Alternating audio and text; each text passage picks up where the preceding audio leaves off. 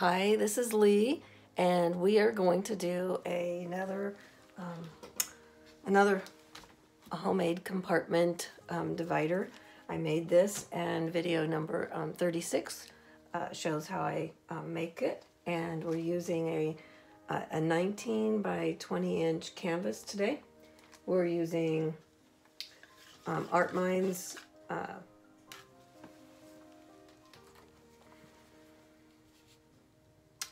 Color Shift Blue Flash, Liquitex, no, Artist Loft White, Artist Loft Blue, and yellow to make a turquoise. And this is Liquitex Basics Dioxazine Purple with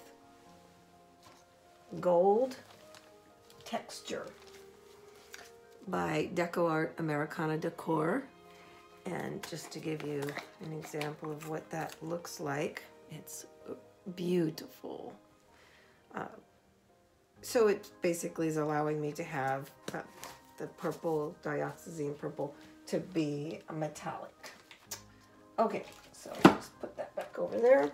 And I have made a gray from black and white Artist Loft to use as an extender.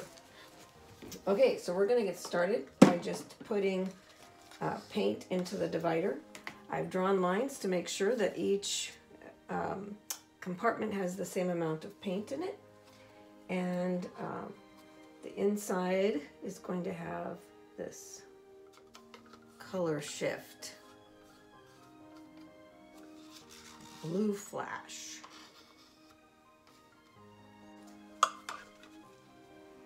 And then on top of that is going to be just a little bit of the purple. Okay.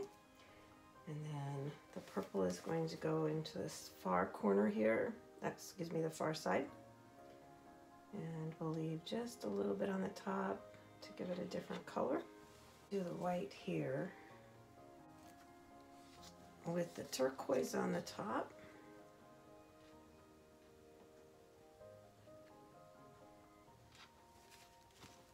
And then over here, we're going to put the turquoise on the bottom.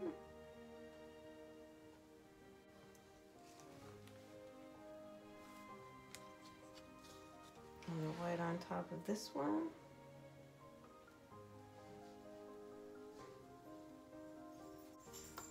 Let me shut the door before the guys come in here.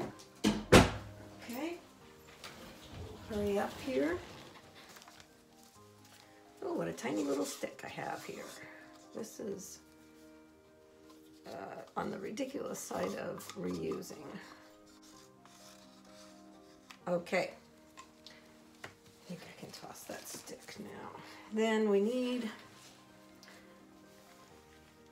some paint right here. Actually, we need more white.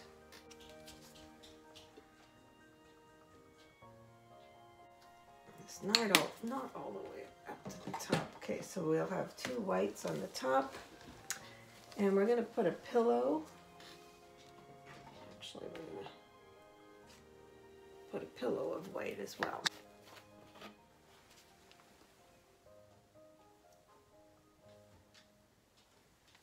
To allow it to move easier.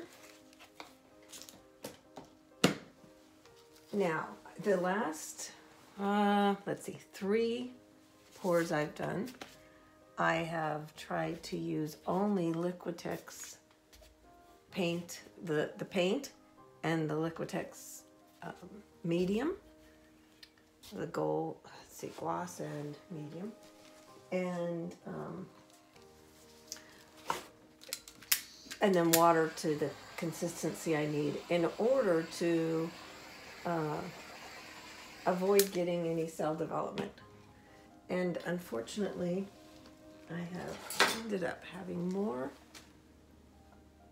Oh, that's mucka. More cell development than I wanted.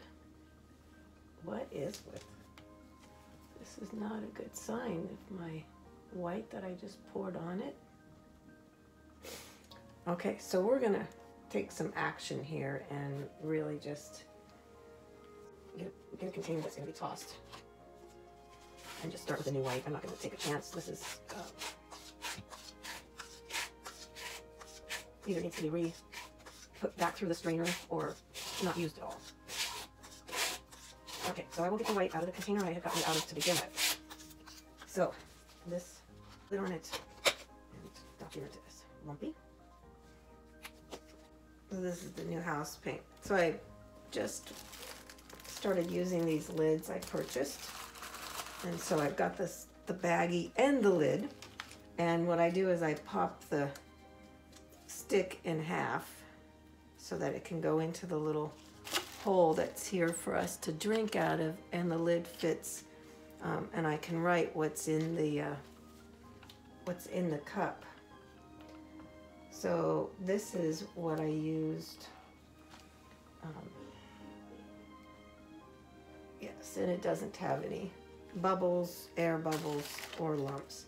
So I fold the stick in half again. I'm still using the plastic baggie because if I didn't have the stick there, I could just put a piece of tape on, as I've done with my Liquitex and my Floetrol cups, instead of having the baggie and the stick in the cup, to keep it snug as a rug, snug as a bug in a rug. Okay, I just remembered one more thing. I want to get closer, and I'm gonna turn clockwise and pour counterclockwise.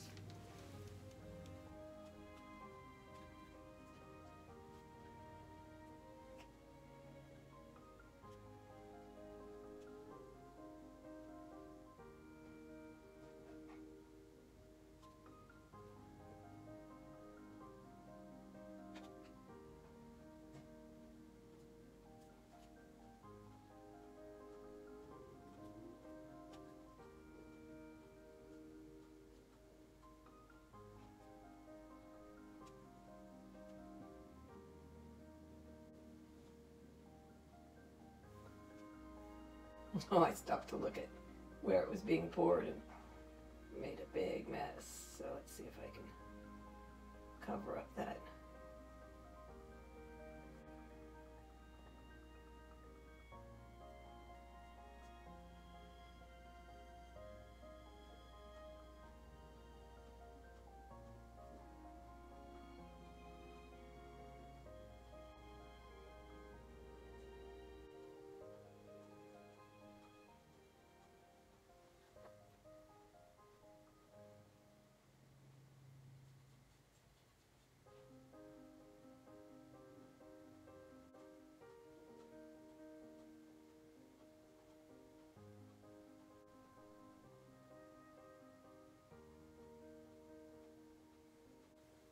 So we're coming to an end, and I'm trying to make it where the end will stop naturally, and hopefully we have a lot of cell development here.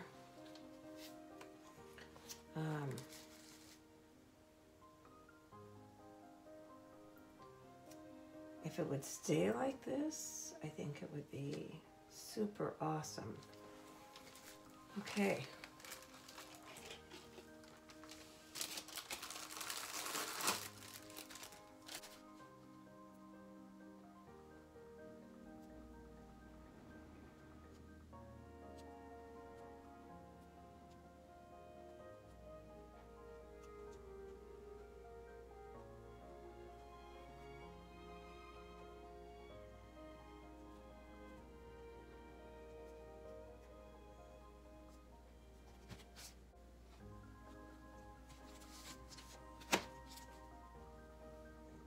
Smelling it because I had some Floetrol that was really smelly, and then I opened the other bottles I had and they were bad, so I had to take them back to the store, and I just opened up the containers before I purchased them to make sure that they were not bad. Okay, so I'm just going to pour my water onto this, into this container.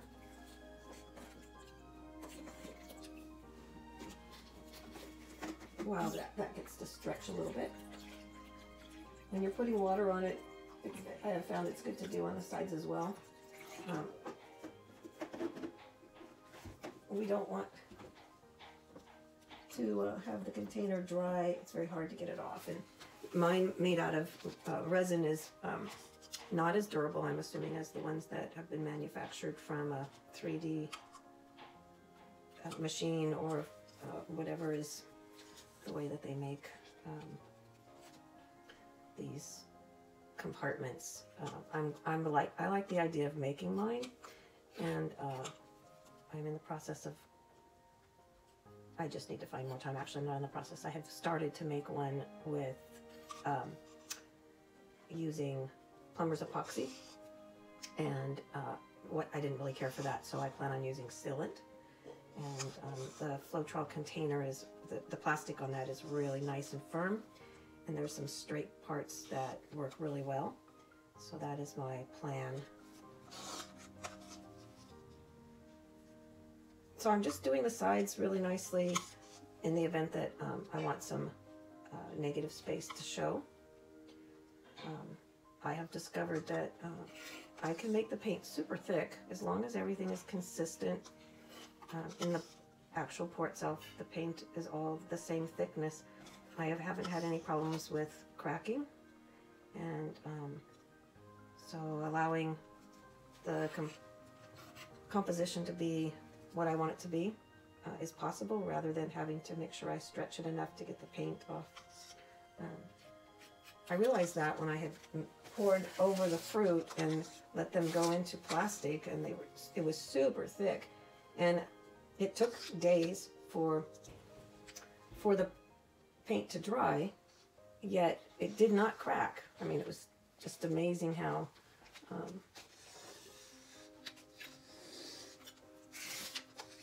the paint was able to just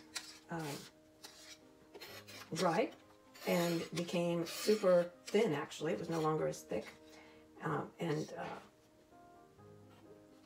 discovering that the paint is super thick on the canvas. Like right now, it's super thick, and then when it dries, we're usually able to see the canvas texture, so it indicates that the paint gets thinner. You know, there's air in the paint, and it does dry like a plastic.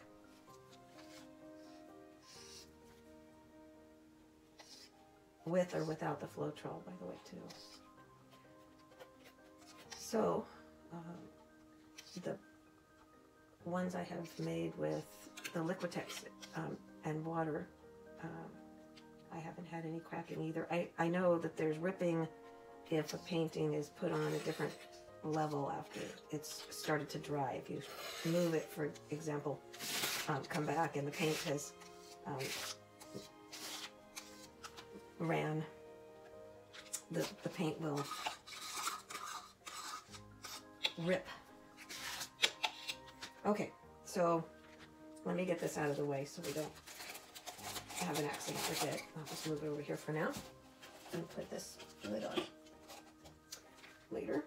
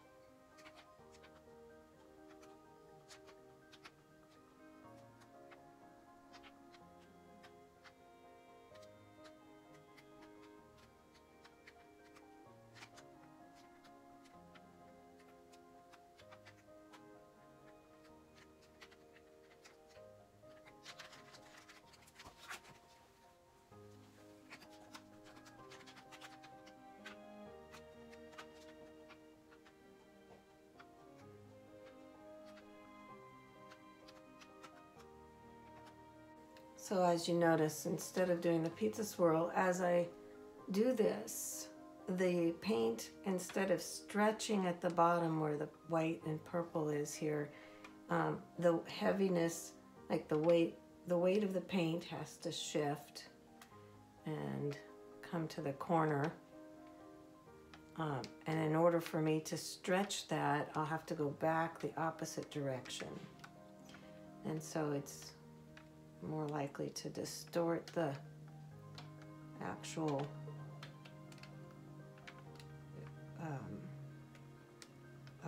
pour.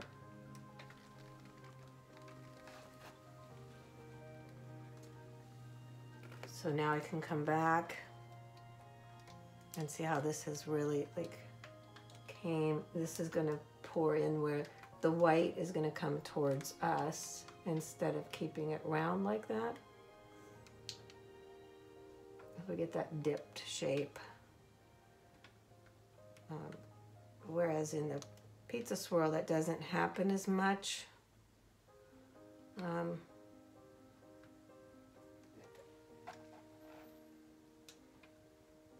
Just trying new things, seeing how my theory was as I slowly see my rings disappearing, but I like the way it's fanned out.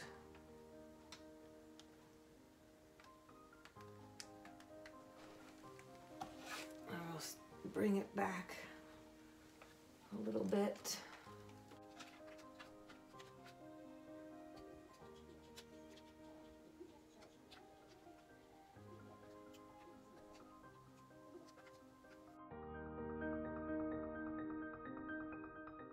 Hold up the canvas. Almost looks like a beach right here. Okay, I'm gonna set it down.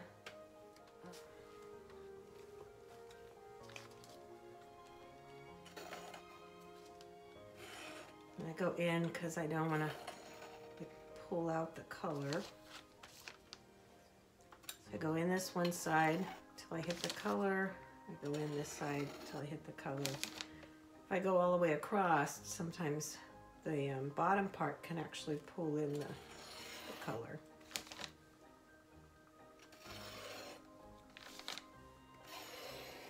That's why we should only be getting that under part.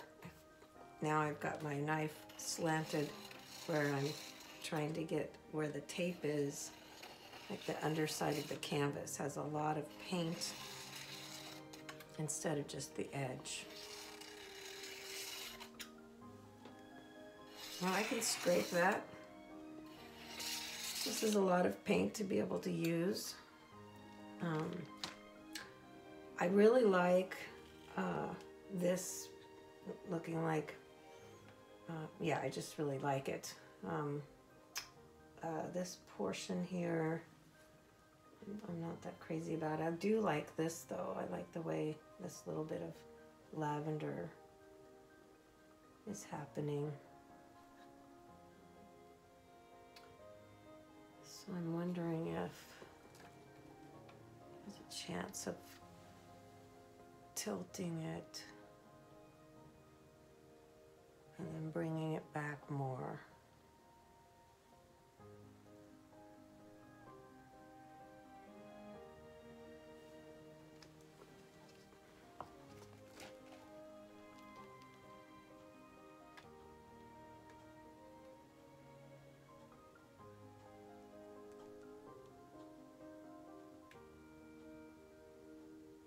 By doing it slowly, it looks like I'm allowing that white band to stay.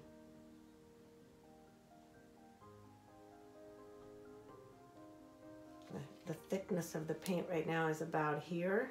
It's getting super thick. So if I pull it all the way off,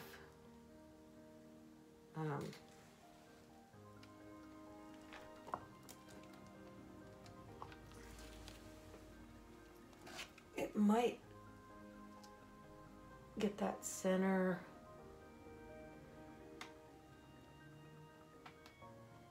to fan out just a little bit more. Being mindful of the way the composition is changing.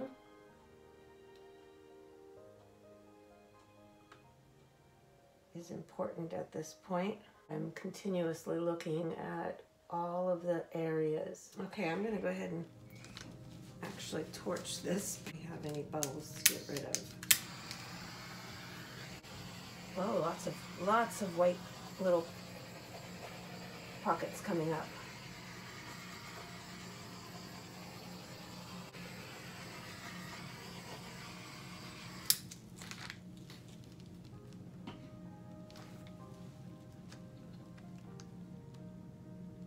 Let's see if we can help them leave a little bit or blend in.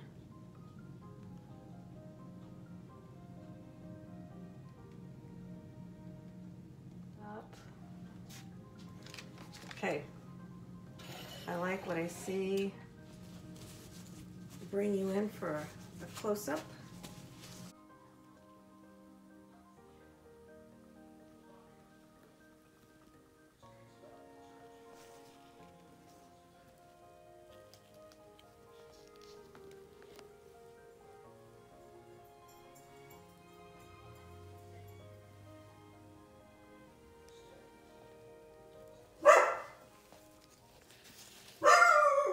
Oh my goodness, we're hearing Dolly.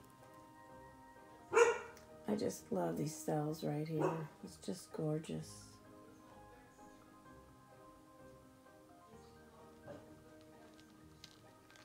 So this is just a quick video of this about an hour after I poured it.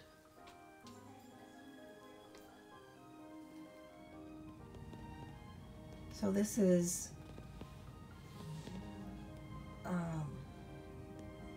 3 or 4 days later. It's completely dry, and I really like the way we don't see the rings, but we see these beautiful like layers of paint. And this right here is my favorite, the like transparent boulders. And then up in this other corner, we have the layers of boulders, the layers of colors in each boulder. Like I just love it. I was able to get rid of the white dots by just tapping on the surface of the paint. That's where the color really is. The pillow is right under the surface, and so I used like a needlepoint object to get rid of it. There we have the whole picture again. Looks like a cove near an ocean. Yes, I'm really fond of it, and I hope you are too. I hope you had as much of an enjoyable experience with this pour as I did. Thank you so much, and if you did enjoy it, give me a thumbs up. If you haven't subscribed, please subscribe, and if you want to be notified, just hit the notification bell. Yeah, thank you so much. Just in my own little distraction mode here, looking at how beautiful these lines are.